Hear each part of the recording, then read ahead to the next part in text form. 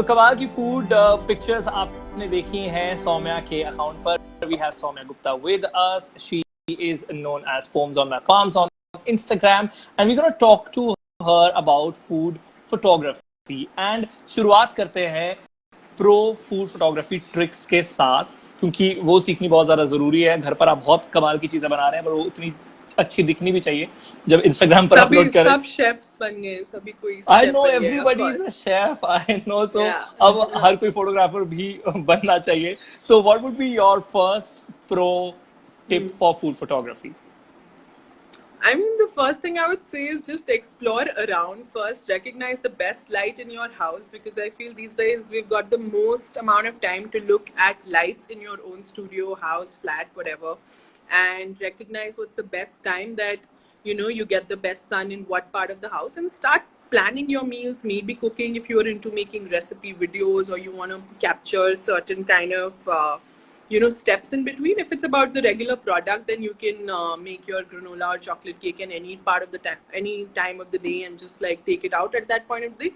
But if you're more into cooking recipe videos, आप उस time पे plan करें अपना खाना बनाना, that your kitchen has the best light. Overhead lights or artificial tube lights are definitely not worth using. So do you prefer studio lights or natural lights? What do you natural? 100% natural. Though in my profession you can't really stick to doing just natural, because that's too much dependency on something else. But natural light for every home baker, home cook, just say amateur food photographer, anybody who's trying to learn, just explore with light. Click as many pictures as you can. Try taking pictures from multiple angles. Don't always stick to a flat lay. I know like a lot of people are huge fans of flat lays, but it doesn't work for each and every food. So yeah, I mean, it will never work for your drinks. In case you're ever into making your own cocktails and shooting them, it will not work for a lot of curries, which kind of happens to settle down, like let's say for a sambar. So I mean, just try yourself out. Don't restrict to a particular angle. Try against the wall, try in your garden, spread out a picnic setup if you're making like something like bagels or sandwiches. What else? Like, yeah, a lot of people are making brownies. There was a trend in between of making momos. So try different ways. I mean, just pot sticker them, make different chutneys, garnish your food really well. You also want to talk about color coordination, maybe? Yeah, I mean, color coordination is really important. You don't really want to put like orange, yellow and greens all together in one plate. So just manage. If you're using pastels, I think it's better to go in like a softer color. If you're using something really bright, then you need to like tone it down with like a minute black or a white.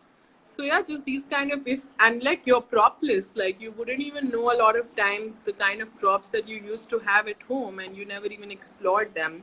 Your mom's ancient handkerchiefs or tablecloth that she made with her own hands. I think it's time to use them all at this point of time. Request her to give it. Of course, don't put that haldi stain on it.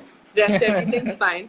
But lockdown में बाहर भी नहीं जा सकते, क्योंकि I think so just be very careful with your mom props अभी collect नहीं कर सकते हैं. So the best idea is to just explore what you have best. I mean, generally a lot of people ask me how have I collected so many props over the years.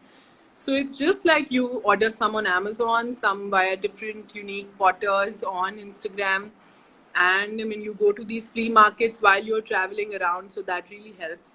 I am sitting. So do you have like a big stock station. Yes, I'm going to show you. You have a big stock of food props. Okay, go ahead. No, not at all. But I'm just showing you some of them. I usually stack some of them here and a lot of different. We would love to see that. Before that, just wrap this thing for us. The last, of course, tip would be this: that subject comes first. Do you want to comment? Sorry, I didn't get you.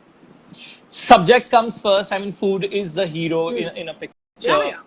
Yeah. So that particularly means if your food doesn't look good, it is never in the world going to be photographed well.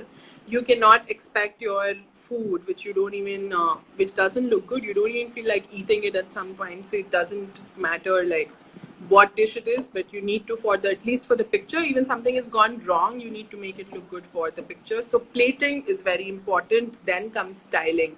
A lot of people get confused between plating and styling. So very layman language, if I may have to explain that, is what goes inside your food or your plate or your bowl is called plating, whereas the things you put around it is usually called styling. Like if you want to put some kind of flowers or raw vegetables or another bowl with like a side bread piece or a bread basket or something like that, that's always will be counted as styling, whereas what will go on your plate like a tadka, like some kind of garnish, will always be called plating. So both plating and styling, you have to give attention to both while you want to create good pictures at home.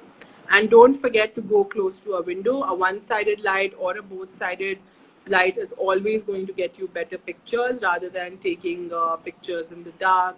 If you have your dining table not so close to the window, get a smaller table from your garden or something that's lying around. Even your ironing table sometimes can be of great use. So just move it around close to Okay. the window and get as many shots as possible. Yeah.